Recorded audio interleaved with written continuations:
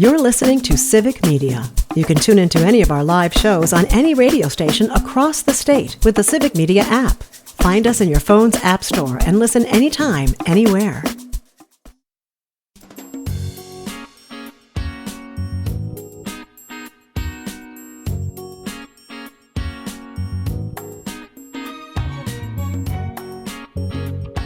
Live across Wisconsin on Civic Media, you're listening to Mornings with Pat Kreitlow, powered by Up North News. Now, from our Lake Wissota studio, here is the founding editor of Up North News, Pat Kreitlow. Hey, good morning. It is 8:06. It's nice to have you here. Today I'm up north in Oshkosh, live from Oshkosh at our Civic Media station, WISS, and I thank them again for their hospitality, for the coffee, for the donuts, for the abundant sunshine, which Parker Olson produces our show here, and he does so from an interior room in Madison's Studio A2, compared to here in Oshkosh, where, I don't know if you caught it earlier. I did.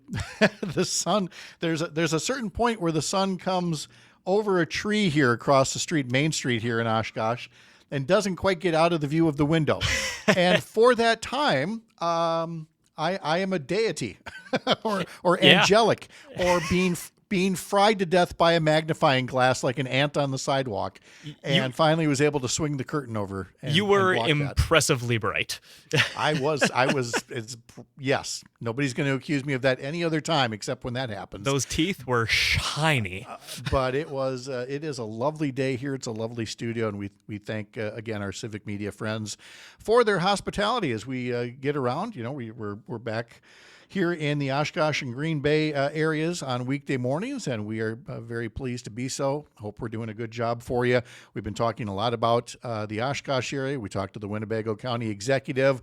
We talked to the Vice Chancellor and Provost at UW Oshkosh, and we're going to talk to a Fox Valley State Representative, Lee Snodgrass, in just a moment. First, a reminder that meteorologist Brittany Merlot is taking the day off to enjoy life at the EAA Air Venture. We saw her enjoying it, roughing it in that tent. I'll tell you, it was probably not her most comfortable night last night as I was coming up here early this morning from Beaver Dam. And again, why Beaver Dam? Because it was the closest place to find a hotel room to get here. But as I was driving up, super humid, super foggy, and I hope that they were able to enjoy the night as best they could before another day here at EAA Air Venture. But even without Brittany here, Rob writes in, good morning from Tigerton. Cloudy skies, 56 or 66 degrees. He said at the time that it was very foggy. He has since updated that to say the fog has lifted. Mowed a few lawns in the Tigerton area, got done with the final yard, and then a downpour hit. And let's see, he got down to the Zion Lutheran Church where his parents got married. He's got to mow areas in the rural Tigerton today after all the fog burns off. He did give an update to say the fog is lifted in Tigerton, but it's still cloudy and 67 degrees. Tigerton had just over a half inch of rain yesterday, Tigerton being 65 miles north of Oshkosh. We appreciate the directional on that, Rob. Thank you very much. So again, Brittany will be back on Monday, but you get updates on your weather forecast throughout the course of the day on the Civic Media Radio Network. And if you haven't heard it yet, it is Free Ticket Friday. So coming up in just a little bit, I will give you the keyword for this morning. Text that in through the Civic Media app. You'll be in the running for Brewers tickets for next Wednesday afternoon's game between the Brewers and the Cubs. So stick around for that. State Representative Lee Snodgrass of Appleton joins us now to talk a bit about issues that she's working on in the Fox Valley and in Madison. Lee, good morning. How are you? Hey, good morning, Pat. Nice to be here. It's so nice to see you again. And of course, we've got the news of the day to start off with. Governor Evers announcing yesterday that he will not be seeking a third term in 2026. Opens up a wide primary from both parties for governor. But let's stick with the governor's announcement first and your reaction to Governor Evers saying that he will not be seeking that third term. I think the governor is doing what's right for him and his family right now, and I completely support that. I think Tony Evers is going to go down as a governor who prevented a lot of horrible things from happening, and I had a front row seat to that. Never was there a more powerful veto pen, And I'm excited about what's coming up in terms of new candidates, new opportunities to put another Democrat in the governor's office. Well, especially when you consider not just the gubernatorial primary that's coming up in August of next year, but the lieutenant governor primary. That's an entirely separate beast. You don't run as a running mate until after the primary when you see who won the lieutenant governor primary. You could see wide open races if Josh Kaul or Sarah Godlewski decide to run for Attorney General or Secretary of State, if those become open seats. And of course, a whole lot of legislative seats are going to be out there as well. You've been county chair of the Outagamie County Democratic Party, so you have seen your share of primaries. I have. so I want your thoughts on primaries, because there are those who work so hard to have them not happen and see them as inherently bad, that they suck up resources and they can lead to party divisions. But I don't think that that's always the case. And I think given that we may see a lot of primaries next year, I think we need to, have an open mind about, some primaries might be divisive, but other primaries are healthy. I think we did a pretty good job last time. I remind people that Governor Evers was one of, I think, a dozen candidates that were running. And, I remember, because I was county party chair, everybody had their favorite, and it stayed ultimately pretty positive. Towards the end there were a few barbs, which does tend to happen. But in the end, I think all of the candidates sort of flexed their muscles a little bit, were able to articulate their points better for people, and that's great for voters. So I actually think primaries make people stronger. I understand the arguments. I've been part of a primary myself. When I ran for state senate in 2018, I had a primary candidate. It can be a little annoying. It can be harder for fundraising, but ultimately you come out a stronger candidate and better able to articulate your message to voters.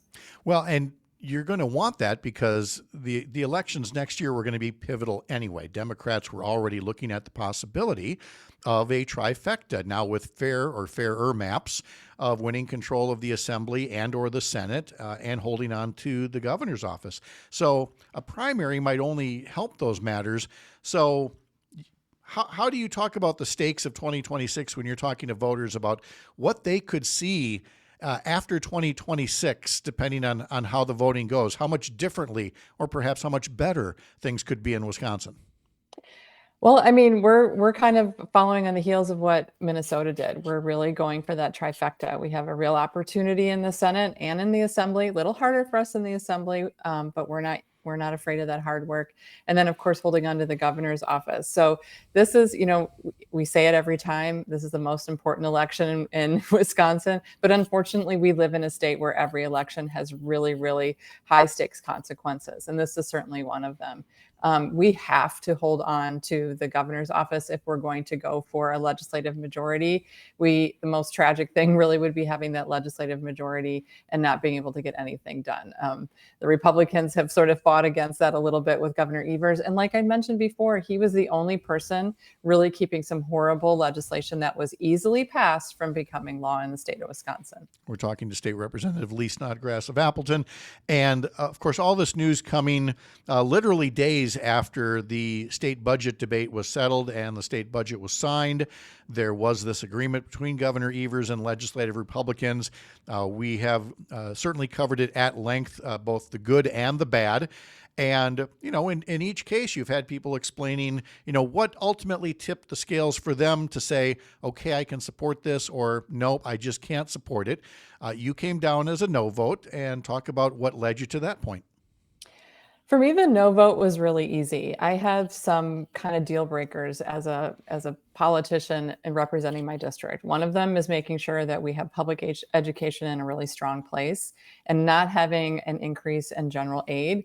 When I talked to my superintendent and I said, hey, is this special education reimbursement going to be enough? Is this going to help you? We're still going to have to go to referendum. And we really need to make sure that we have that general aid. The other one was childcare. I spent the entire last summer talking to childcare providers, both in-home and group center childcare providers. And while it was a little bit better than it was going to be, there was going to be nothing in the budget. So I am very appreciative of the governor and Senator Hasselbein for their negotiation. The fact of the matter is that's going to end in a year. We're going to be right back where we started from. And that also comes with some really bad policy strings attached. we're going to increase ratios, and we're going to have, young people who may not be ready for the job able to be certified as childcare teachers. So where do we go from here? The state budget's done. There's still a session to be held through the fall and into early spring of next year, theoretically, depending on when Republicans want to go home and start campaigning. But there are still plenty of bills out there, plenty of work to be done. What are some of your priorities post-budget? I think this September, you're going to see a lot from our office and some other offices on the other side of the aisle in regards to election bills. Voter access, making sure people who are living with a disability have better access to voting, making sure that we sort of work with our clerks. I've had a pretty good working relationship with Representative Scott Krug. We're going to continue to try to find some common ground together on really strengthening Wisconsin's election process. Okay, I'm glad to hear that there's the potential for bipartisanship in that. How do I put this? I mean, I'm glad you're doing it. Just be honest. Do it. I'm glad you're putting it out there, because a record has to be made of what we can do. But I mean, are you doing this thinking that you're going to be able to force a vote and get these to pass, or at least just put the contrast out there of what we could have in Wisconsin to make elections better?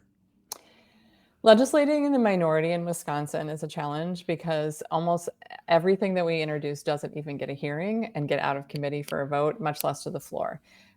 We do have to continue to find those pathways. People put us here to put our ideas out there and to have solutions. And, soon enough, we're going to be in the majority, and we want to have that record of legislation that's ready to go. This is part of it. There are, though, in the space of democracy, I will say, some lanes where we can find agreement. And it's very rare. We still disagree and argue, but I think you'll see that there will actually be some bipartisan bills going into that committee and coming out onto the floor. I think that was part of my hesitancy, was to avoid expressing the frustration, and yet thankfully you went ahead and did it, that there are a lot of Democratic bills that do not even get the courtesy of a public hearing. And folks going, oh, it's always like that. No, it most definitely was not. This is a pretty recent development, within the past decade of Democrats not getting bills, even a public hearing, unless you can find some kind of a bipartisan co-authorship on there. So I mean, you're already starting to put some cracks in the barrier that used to be there for the longest time. I'm sure you feel that has something to do with the working relationships you're starting to develop, having been there for a few years now. Yeah, I mean, I was part of the COVID class. So when I came in, we were already isolated, and part of being effective in politics is building those relationships. So I feel like I was behind the eight ball, my class was, but you do start to, as horrible as the headlines are, we have to work together as colleagues, and we do start to see the human side of one another. And I know on certain issues, where I can find some common ground. Representative Elijah Benke was on my pollinator bills. That's the first time a Republican has been an author on those bills with me. He's an organic farmer. These are things that matter to him. Scott Krug has always been somebody who cares about local government and their clerks. That's a common area where he and I can find. So I might disagree with them on 98% of other things, but I do look for those pathways where we can find some bipartisan work to do. And honestly, if you can't be bipartisan about pollinators, seriously, I thought you found such an opening for some real conversations about things that are good for everybody and for our natural resources and beyond. Lee Snodgrass, State Representative from the Appleton area. It is always such a pleasure to talk to you. Thank you for joining us this morning. Yeah, have fun in Oshkosh. Thanks for coming up. Enjoying it very much. Have a great weekend. Take care. All right. A local break is next for some of you. And then coming up in our next half hour, we will be talking to Mike Clemens. We'll be doing some sports. Here's a guy happy to have one foot in the Brewers having a great season and Packers training camp as well. All that ahead here on the Civic Media Radio Network.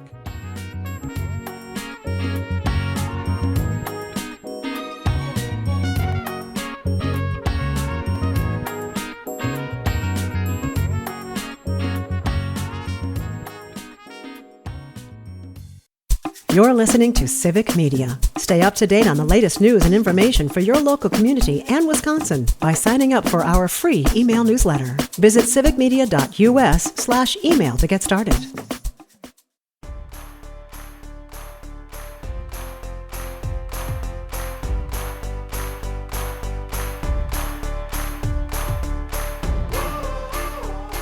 Well, sure, we got you covered for Free Ticket Friday. You could win 4 tickets to see the Brewers Cubs next Wednesday afternoon.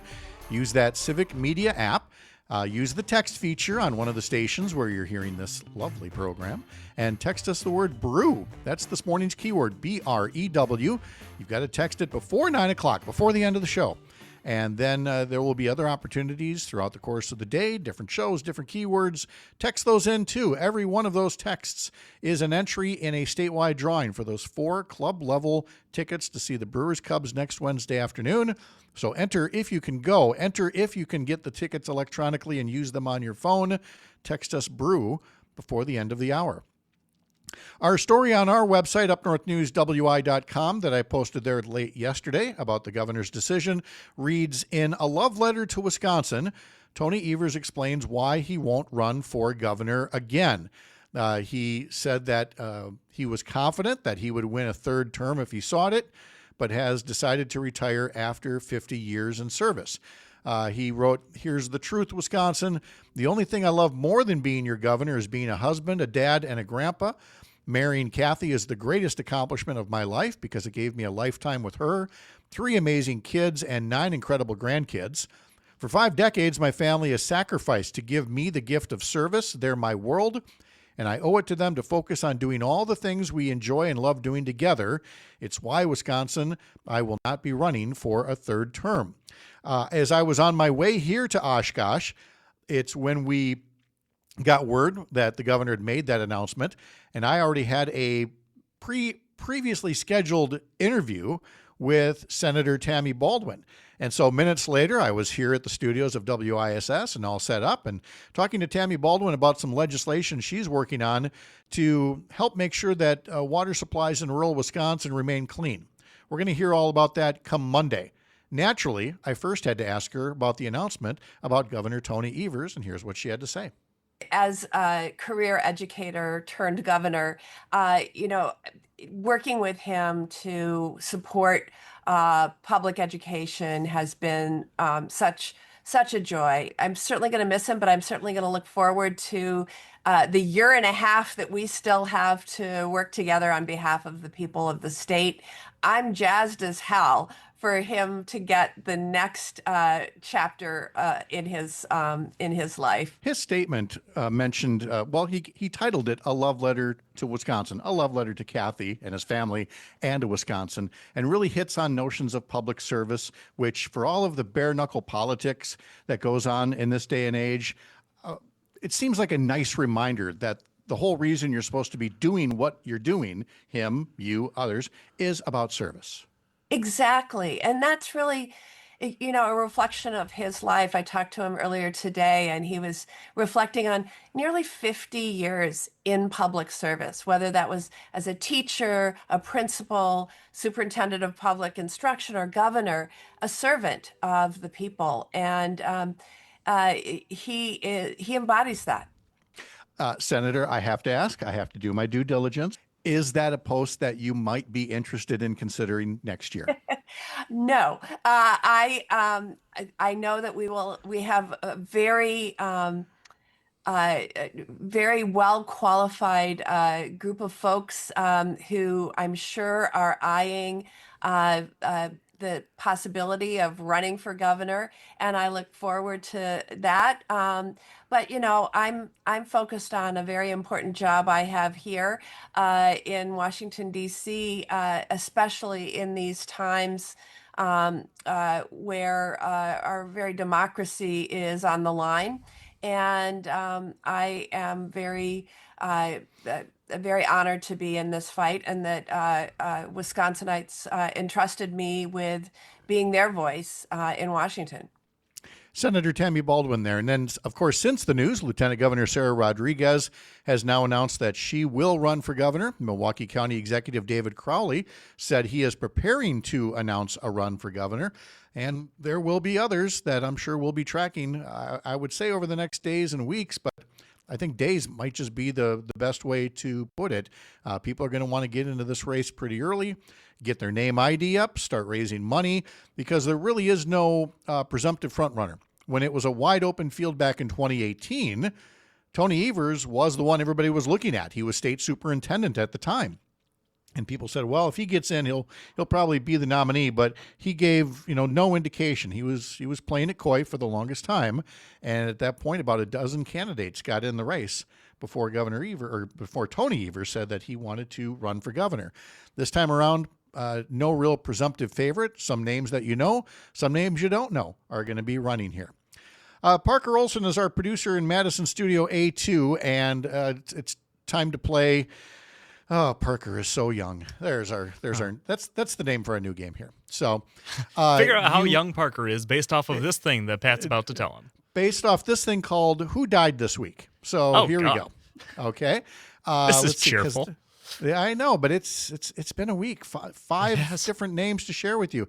The most recent, Hulk Hogan, professional wrestler. Yeah. You're familiar? I'm familiar. I've never been a WWE guy, but yes, I'm familiar. Yeah, I mean, and you would consider him one of the founding fathers of modern day wrestling. And let's just say his life was complicated, and leave it at that. But in his early years, when he was seen as one of the first really big deals of modern professional wrestling, he really built up a following. Malcolm Jamal Warner, of course, earlier this week. You knew the name, but I'm guessing you weren't a Cosby Show watcher. That was a little before your time. Didn't even know the name. Didn't even know the name. No. Okay, great. Not depressed at all. Not even going to ask about Connie Francis then, who was the biggest deal of the time when she was singing in the 1950s and 60s. Ozzy Osbourne, we discussed him. Yeah, you got that, yeah. right? Yeah. Okay. And then most recently from yesterday, trumpet player Chuck Mangione. No. Okay.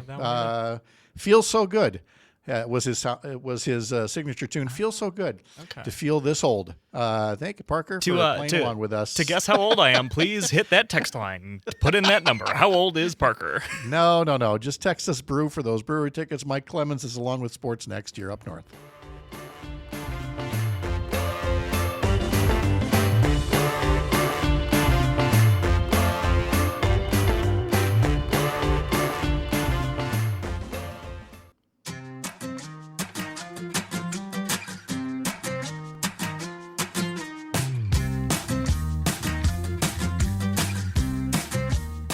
Does your radio show come with a costume change?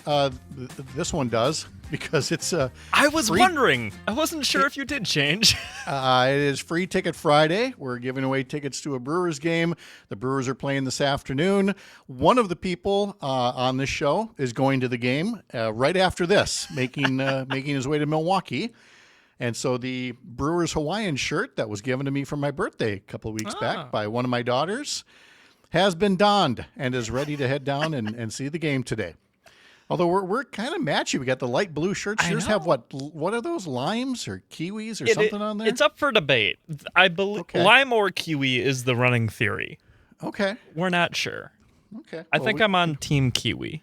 Team Kiwi. Okay. Well, yeah. I'm Team Brewers over here and ready to head down to American Family Field for what's going to be a wonderful day, a wonderful game, and we're going to get to that. But we've also had Packer training camp open up, and so Mike Clemens is here with all that and more to help kick us off into the weekend. Mike, hello. How are you? Hi, Pat. Yeah, I'm calling you from training camp. I'll be here through Labor Day weekend. I will shoot down and catch a couple Brewer games. I can't do this one. As you say, that Brewers game today, the first pitch is at 3:10, and then they're having this big anniversary today. That's a great game to go to today. You know, you got the Brewers opening a series against the Marlins, and then after that, they have brought back over 25 players to represent each year.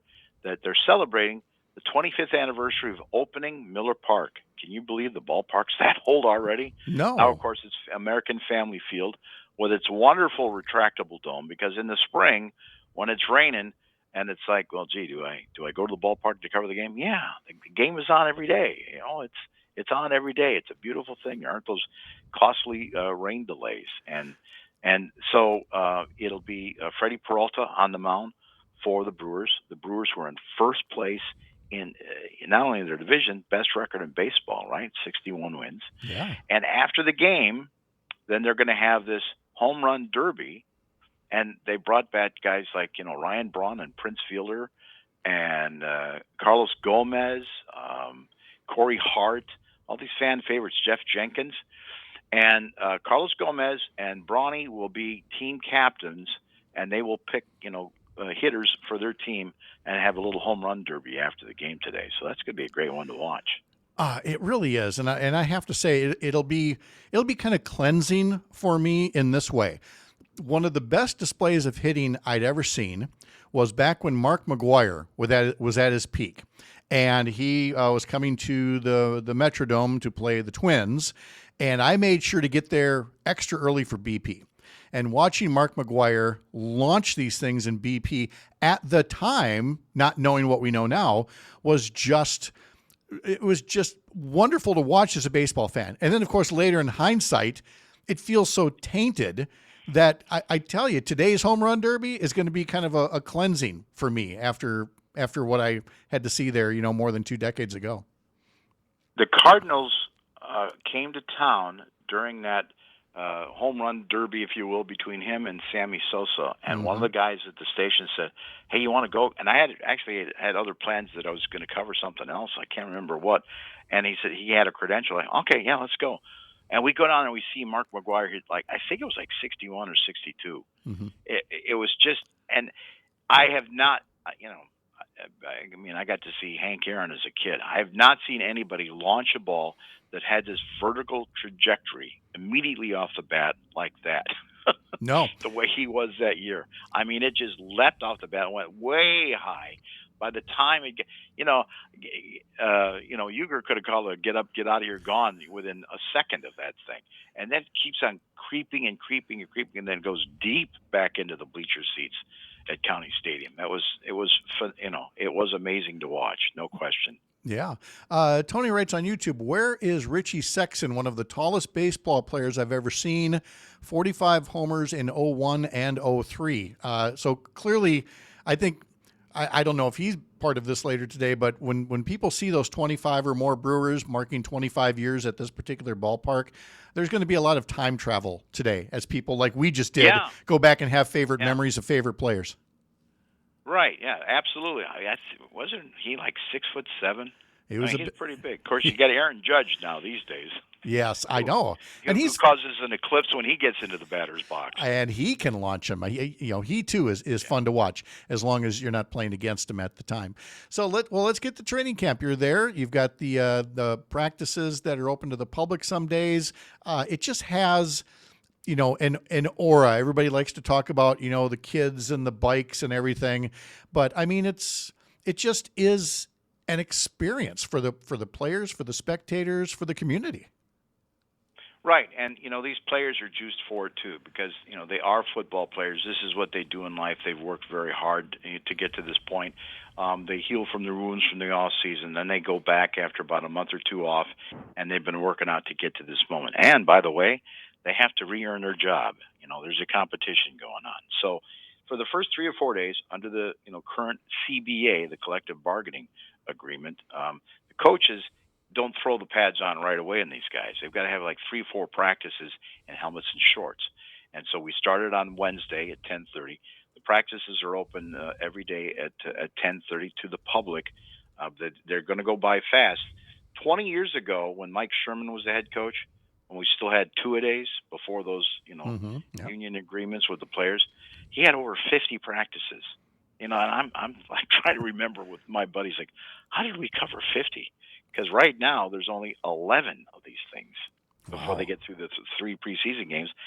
It's a 17-game season, though, and that's kind of the changes. There are some more practices that I get to see, but that won't necessarily be open to the fans. But so I asked LaFleur about this. So what do you accomplish with these practices without the pads before you put them on next week? And he said, particularly with the first-year players, he goes, I don't want you touching my quarterback, and I don't want you putting my running back on the ground, okay? Those are the 2 rules. And he said, you see, the difference is, we could only go up to 75% speed even through the mini camp in June. So now we're going 100%, right? Mm-hmm. So when they're doing 11 on 11, it's 100% in terms of speed, but, guys can get twisted and tangled up and end up on the ground. He doesn't want that, because even when we put the pads on, you don't want to do that, because you don't want guys getting hurt in training camp. So those are some of the techniques that they're trying to learn this week. Now, one of the biggest stories we're watching is center Elton Jenkins, who got moved from left guard to center in the offseason. They signed Aaron Banks from the 49ers for $77 million for a guard. Yikes. And Elton, who was a veteran player, he got a deal just a couple of years ago at 68. And his agent called Russ Ball at the team and said, "Yeah, I'd like to inform you that our guy's going to get a raise if that's what the market is now." And so they're still in the middle of negotiating that contract, but we're waiting for that to be resolved. Meanwhile, Elton has a sore back, and we've been seeing him on the sidelines working out with a trainer. How's the mood of the team overall? I mean, you're coming off a loss to the Eagles in the playoffs. At what point has it already become ancient history, or do you actually keep that memory fresh to provide some motivation as you get set to start a new season? Yeah, Pat, I came into this season looking at this like I am not going to accept rah-rah stuff. Mm-hmm. I'm not going to accept the window of opportunity. There's to these guys, to Brian Gutekunst and Matt LaFleur, you have to try and win a Super Bowl every year. There's no window of opportunity. It's like you have to win now and keep winning in order to keep your job. So with that in mind, I'm thinking, okay, if you're LaFleur and you're driving up to the stadium now and you're going to start your seventh season, what's left? I mean, you've gone to the playoffs year after year. You've transitioned to a new quarterback after a Hall of Famer with now Jordan Love. And to me, it's just like we got to be better at winning in games. If you fall behind, solving the Rubik's Cube in game, or maybe there's something in the game planning. Like the game planning of a Bill Belichick or the in-game adjustments of a Tom Brady. How can we get to that next level to turn some of these games around? And I talked to Love about this. I said, hey, this you went 1-5 in the division last year. The one thing, is this an advantage that the Vikings are going to go with a new quarterback, the Lions are going to have to go with two new coordinators, and the Bears have a whole new coaching staff? He says, yeah. I says, I can just take last year's playbook and take it to the next step. So that saves me a lot of time. I'm going to ask LaFleur about that. But there's no question. The thing that really comes through is there's just another level of seriousness. It's not just guys hanging out and playing for each other. They are being more, in the third or fourth year, more serious about their business. And you see them running to coaches and getting things, cleared up if maybe something didn't go just quite right on the last play. And you got Josh Jacobs, the running back, and Xavier McKinney, the safety, the two free agents that came in and took over that locker room last year as leaders, that when they lost that game in Philadelphia, they looked around and told them all, this ain't it. This is not what we're here for. You guys fell short, and this isn't going to happen again. And so there clearly feels like, I don't want to be cliche, a sense of urgency with all these players, and especially from LaFleur as well. I like hearing that personally because, and I'm mixing apples and oranges, but with the Milwaukee Bucks, I think a lot of people got the impression there wasn't that urgency. It's like, we're good, but we didn't get there, but we'll come back next year. And for the Packers, it's like, we're not letting this momentum get away from us. How is wide receiver Matthew Golden looking so far? And while you're commenting on him as well, up on YouTube, Tony asks about Rashawn Gary as well. Is he looking healthier? So what can you tell us about a couple of the personnel? I'll comment on Rashawn when I see the guys in pads. That's where you can do that. Yeah. But in terms of the first-round pick in Matthew Golden, number 22, on the second day of practice, yesterday at practice, and 11-11, there's Jordan Love in the pocket, and he starts throwing to 22 over the middle. A little slant pass, 7 yards at an angle over the middle, and he hits Matthew Golden over the middle. Now he turns and looks up. He's got three guys around him, a corner, a nickel, and a safety. He does one juke move, and he's gone. I mean, it just explodes past these dudes. And he did that a couple of times. And I went to Evan Williams, the second-year safety, and I said, what do you think about that? He goes, dude's going to be a problem. All Jordan's got to do is complete a high percentage short pass to him, and he's going to be a problem when he gets in the backfield with the ball in his hands. Oh, but that is just what Jordan Love needed, was where he could throw high percentage short passes. Seriously, that plays right to his strength. quickly then back to the Bucks for a second. Damian Lillard signed with his former team, Portland. What did he say about his time with Milwaukee? The injuries, like Giannis getting hurt in the playoffs and his blood clot injury and then, torn Achilles. Shocked that he got waived, but relieved when he told his children, because, his wife divorced him when he got traded to Milwaukee. Oh. He told his kids, I'm back now in Portland, and they said, they cried with joy that they didn't have to fly to Milwaukee to visit their daddy. Oh, that's awesome. Well, good. I'm glad to see an ending there. But, we appreciated his time here with the Bucks while it lasted. Mike Clemens with sports, so much to cover now, getting back into the real thick of coverage season here. Thanks for checking in with us. Thank you, Pat. Have a good weekend. All right. You as well. We will come back. We'll talk to Lisa Hale here, one of our wonderful hosts here at WISS in Oshkosh. I mean, seriously, donuts, coffee, the whole schmear. Okay, not a schmear, but I don't even know if there's a good bagel shop here. We'll talk to her about Oshkosh and wrap up our day here. For others, there'll be a local update, and I'll be talking to you then on Monday morning. I'm Pat Kreitlow. This is the Civic Media Radio Network.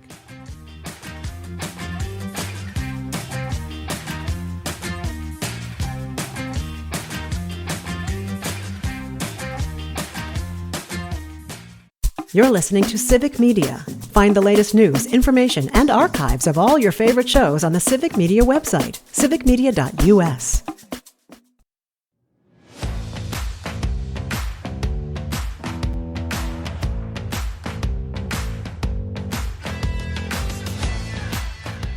All right, here we go one more time. The keyword is brew, B-R-E-W. That is the keyword for the Friday, Free Ticket Friday. Win tickets to the Brewers-Cubs game next Wednesday afternoon.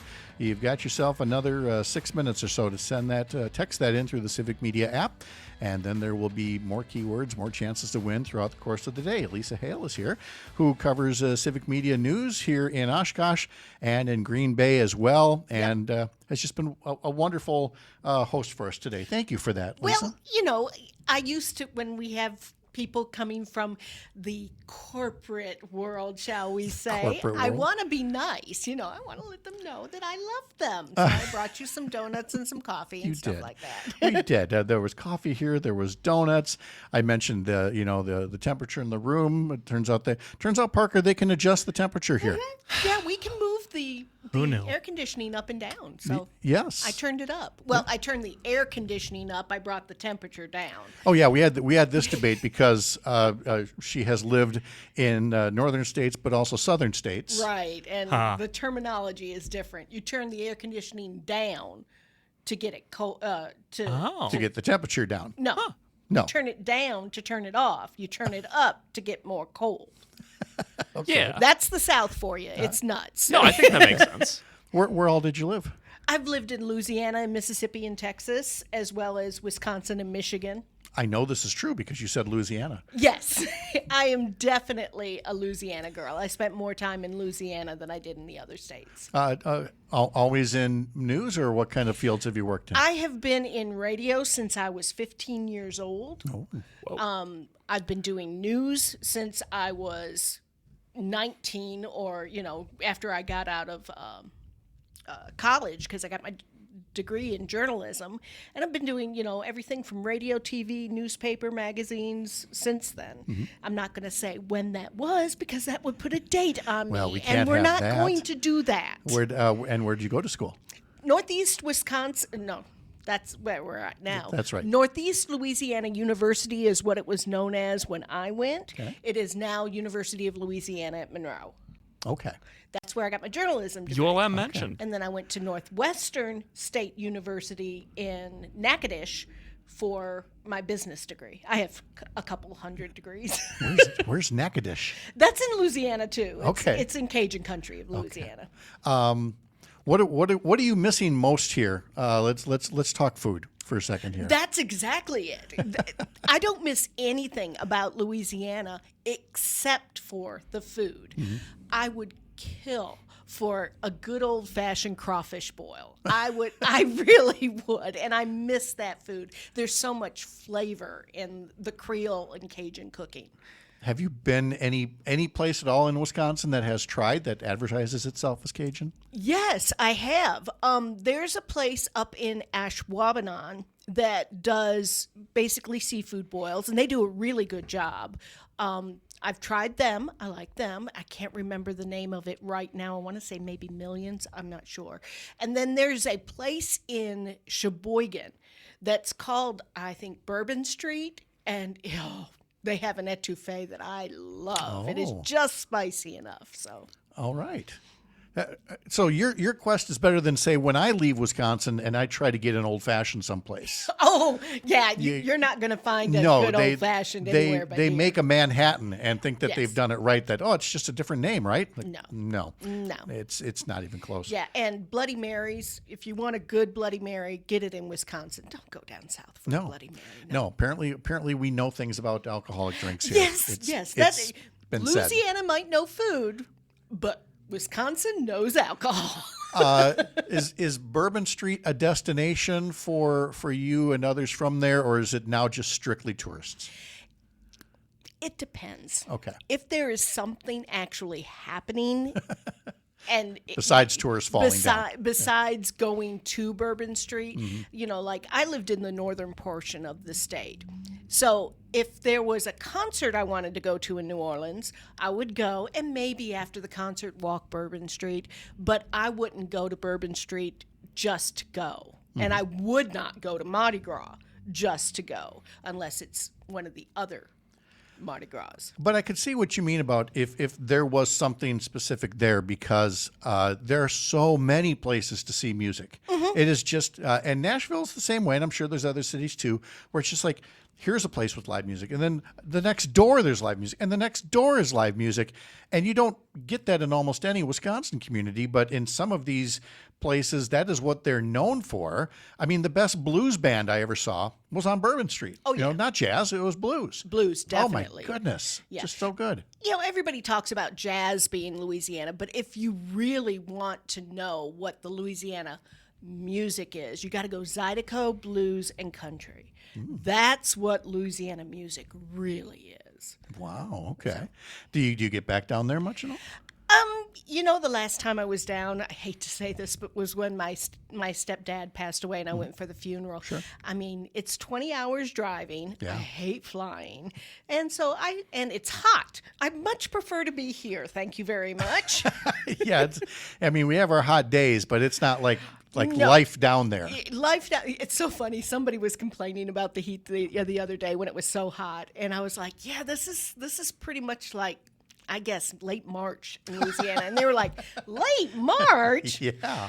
Yeah. You ain't seen nothing yet. Well, Yeah. We're very fortunate to have you up here, Lisa. Thank you so much for stopping in, for the hospitality, and for all you do here. I try my best. Oh, it's fantastic. Have a wonderful weekend. You too. All right. Hey, that's going to wrap things up for us here from Oshkosh here. Parker, again, thank you it's been quite a week, got to say, with the... seeing the Madison studio. Yeah, it was nice to meet you. Nice to realize that you have legs. It was we cool. did finally meet. Yes. Yeah. It was like, wow, did you always wear glasses? I don't know. I can't say that I paid attention that much before. I've never seen them. Saw you. I've never seen you without. I don't know. Reminder, you can follow what we do over at upnorthnewswi.com. Sign up for the newsletters there, including my Sunday morning one. Sure to talk a bit more about Governor Evers' big decision and what it means for the 2026 elections. I'll see you back here Monday morning from Chippewa Falls, 6 a.m. from up north. Have a great weekend. See you then.